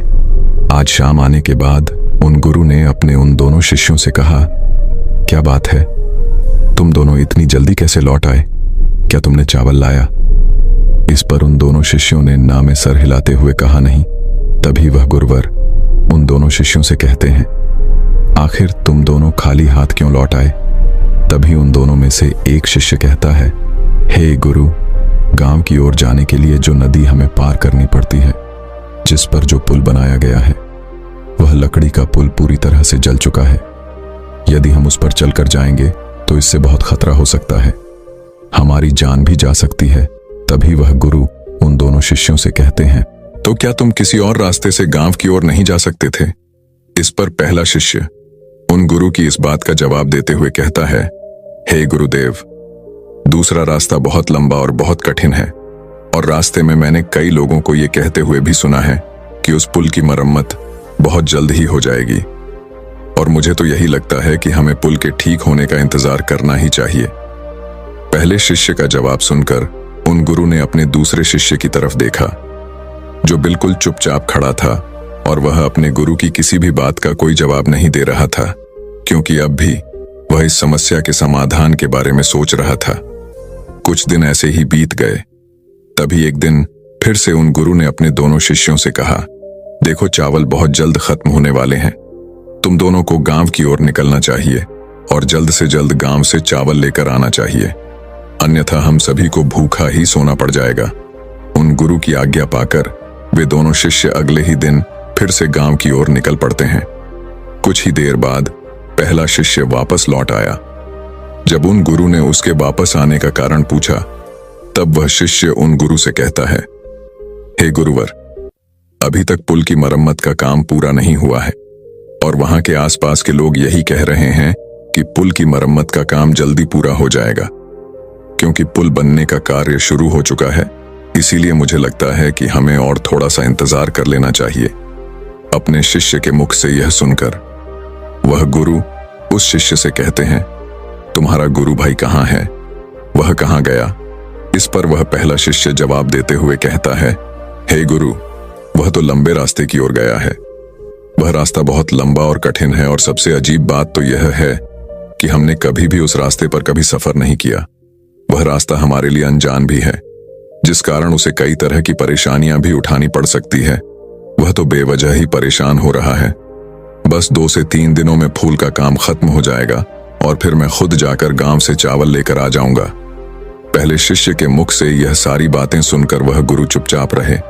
उन्होंने उससे कुछ भी ना कहा और देखते ही देखते कुछ दिन और बीत गए। करीब 3 दिनों के बाद आखिरकार वह दिन भी आ गया। जब चावल पूरी तरह से खत्म हो चुके थे, तभी उन गुरु ने अपने उस पहले शिष्य से कहा, तुम अभी के अभी जाओ, अन्यथा इस बरसात के मौसम में हमें भूखे पेट ही सोना पड़ेगा। उस शिष्य ने गुरु की बात मानी। वह तुरंत ही गांव की ओर चल पड़ा और कुछ ही देर के बाद वशिष्ठ वापस लौटा। जब उन गुरु ने उस शिष्य से वापस आने का कारण पूछा, तो इस पर वह शिष्य शांत स्वरों में उन गुरु से कहता है, हे गुरुदेव, मुझे क्षमा करें। पुल तो पूरी तरह से बनकर तैयार था, लेकिन इतनी बारिश के कारण वह पुल फिर से टूट गया। उस नदी में बाढ़ आ चुकी है। चारों तरफ केवल पानी ही पानी है और सुनने में तो यह भी आ रहा है कि जिस लंबे रास्ते की आप बात कर रहे थे, वह लंबा रास्ता भी पानी के कारण पूरी तरह से बंद हो चुका है। हे गुरुवर, मुझे क्षमा करें। मेरे ही कारण आज आपको भूखा सोना पड़ेगा। उस रात वह शिष्य और गुरुवर दोनों ही भूखे सो गए और उस दिन के करीब 2 दिनों बाद वह दूसरा शिष्य गांव से वापस लौट आया। वह शिष्य अपने साथ चावल के साथ और भी बाकी सामान भी लेकर आया था। तभी पहला शिष्य तुरंत दौड़ता हुआ उनको रोकने पास गया और उनसे कहने लगा, हे गुरुवर, मुझे क्षमा करें, लेकिन मेरी ही गलती के कारण आपको 2 रातों तक भूखा सोना पड़ा। लेकिन अब ऐसा नहीं होगा। मेरा गुरु भाई आ चुका है और वह अपने साथ चावल और अन्य बाकी सामग्री भी लेकर आया है। यदि वह जल्दी ही नहीं लौटा तो बहुत मुसीबत उठानी पड़ जाती। हे गुरुदेव, मुझसे बहुत बड़ी गलती हो गई। मुझे सजा दीजिए, मुझे उपदेश दीजिए। इस पर वह गुरुवर मुस्कुराने लगे और अपने उस पहले शिष्य से कहते हैं, कम से कम तुम्हें अपनी गलती का एहसास है। इससे बड़ी बात और कोई नहीं हो सकती। इसलिए अब तुम खुद ही अपनी गलती के बारे में सोचो और ध्यान रहे कि इस बारे में अत्यंत गहराई से सोचना। आखिर क्यों तुम इतना जरूरी काम टालते रहे? आखिर एक इंसान का मन जरूरी कामों को क्यों टालता रहता है? और जब तुम इस प्रश्न का जवाब जान लो, तब तुम मुझे उपदेश देना। यही तुम्हारी शिक्षा और यही तुम्हारा प्रायश्चित होगा। उन गुरु के अनुसार वह पहला शिष्य उस बारे में सोचता रहा। वह पूरी रात सो नहीं पाए। पिछले 10 दिन के अंदर बीती हुई सारी घटनाएं उसकी आंखों के सामने गुजर रही थीं। वह यह नहीं समझ पा रहा था कि आखिर उसने इतना जरूरी काम क्यों टाला। यही सोचते सोचते काफी समय बीत गया और आखिरकार उसे गहरी नींद आ गई। जब वह सुबह उठा तो वह सबसे पहले ध्यान करने बैठा। ध्यान करते वक्त जब उसका मन शांत हुआ तो उसके मन में एक दृश्य प्रकट हुआ। उस शिष्य ने देखा जीवन शक्ति अर्थात उसके गुरु, जो उसे बार बार यह संकेत दे रहे थे कि उठो, आगे बढ़ो, इस कार्य को पूरा करो। लेकिन वह तो केवल बाहरी कारण ही देखता रहा, अर्थात वह नदी जिसमें बाढ़ आने के कारण वह पूरी तरह से तहस नहस हो चुकी था, जिन पर कभी भी भरोसा नहीं किया जा सकता। वह तो झूठी उम्मीद लगाए बैठा था कि यह पुल जब तैयार हो जाएगा तब वह गांव जाकर चावल ले आएगा, और चावल अर्थात वह समय जो दिन ब दिन घटता जा रहा था। और आखिर में उसे यह दिखाई दिया कि मैं ही वह इंसान हूं जो अपने मन के वश में आकर इन जरूरी कार्य को टालता रहा। वह तुरंत ही ध्यान से उठा और उसने सारी बातें जाकर अपने गुरु को बताई। इस पर वह गुरु मुस्कुराने लगे और उन्होंने अपने उस शिष्य से कहा, यह तो बहुत अच्छी बात है। तुमने सूक्ष्म दृष्टि से इस ज्ञान को आयोजित किया है।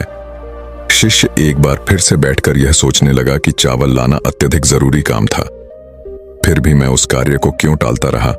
वह शिष्य एक बार फिर से ध्यान करने बैठ गया और तब उसने यह महसूस किया कि हमारा बुलबुलापन ही हमारी बुद्धि के विपरीत काम करता है और शांति में ही उत्तर प्रकट होते हैं। अर्थात जब भी हम किसी कार्य को करना चाहते हैं तो उससे पहले हम बाहरी कारण को देखते हैं, क्योंकि हमारा मन बहुत आलसी है और उसे आराम चाहिए, जिस कारण वह तरह तरह की तरकीबें खोजता है, तरह तरह के बहाने खोजता है ताकि हमें वह कार्य ना करने पड़े, और इसी कारण वह तरह तरह के उत्तर भी प्रकट करता है। लेकिन जब हम शांति से एक जगह बैठ जाते हैं और उस समस्या पर विचार करते हैं तो हमें उसका उत्तर जरूर मिलता है। वह कुछ देर और इसी तरह से ध्यान में बैठा रहा। तभी उसके भीतर एक आवाज आई कि मन कठिन काम को इसलिए टालता है क्योंकि उसे अंदर ही अंदर यह लगता है कि वह इस कार्य को नहीं कर सकता। यह कार्य करके उसे कोई लाभ नहीं होने वाला, जिस कारण वह हमारे भीतर तरह तरह की तरकीबें और तरह तरह के बहाने पैदा करता है और हम उस कार्य से बचना चाहते हैं। इसी कारण हम उस कार्य को टालने लगते हैं। तभी उस शिष्य ने एक और बात का अनुभव किया। वह मन ही मन यह सोच रहा था कि जिस लंबे रास्ते की बात गुरुवर कर रहे हैं वह रास्ता तो बहुत कठिन और लंबा है। उस रास्ते पर मैं नहीं चल पाऊंगा, क्योंकि मैं मेहनत करने से बचना चाहता था। मैं उतने लंबे रास्ते से गांव जाने के लिए बचना चाहता था। कुछ देर और शांत रहने के बाद शिष्य अपने आप ही अपने मन से ही कहता है, शायद उस रास्ते पर, उस जंगल से भी मुझे डर लग रहा था जहां पर चोर और जंगली जानवर रहते हैं। इसी कारण मेरा मन कम जोखिम वाले रास्ते को अपनाना चाहता था, अर्थात वह पुल, और इसी कारण मैं उस पुल के बनने का इंतजार भी कर रहा था। तभी उसे इस बात का एहसास हुआ कि काम टालने के पीछे जो डर होता है वह हमारे अंतर मन में ही छिपा होता है। ध्यान में और गहराई में उतरने की वजह से उसने एक और साफ साफ दिल से देखा। उस दृश्य में उसने यह देखा कि जो सबसे कम जोखिम वाला रास्ता था, अर्थात वह पुल जो सफर शुरू होने के पहले तो दिखता है, जिससे हमें यह एहसास होता है कि हम बहुत जल्द उस कार्य को कर लेंगे। यह कार्य इस पुल के द्वारा बहुत आसान हो जाएगा, लेकिन वास्तविकता में वह पुल हमारे डर का ही एक प्रतिबिंब है। इसका अर्थ यह हुआ कि हमें खुद पर ही शक है। हम खुद पर ही विश्वास नहीं कर पाते कि हम लंबे रास्ते को भी तय कर सकते हैं और अपनी मंजिल तक पहुंच सकते हैं। वास्तविकता में यदि आप इसकी गहराई तक जाएंगे तो आपको इसका एक ही जवाब मिलेगा। असल में कोई भी व्यक्ति किसी काम को नहीं टालता, बल्कि एक व्यक्ति खुद को आगे बढ़ने से रोकता है, नए सफर पर चलने से रोकता है।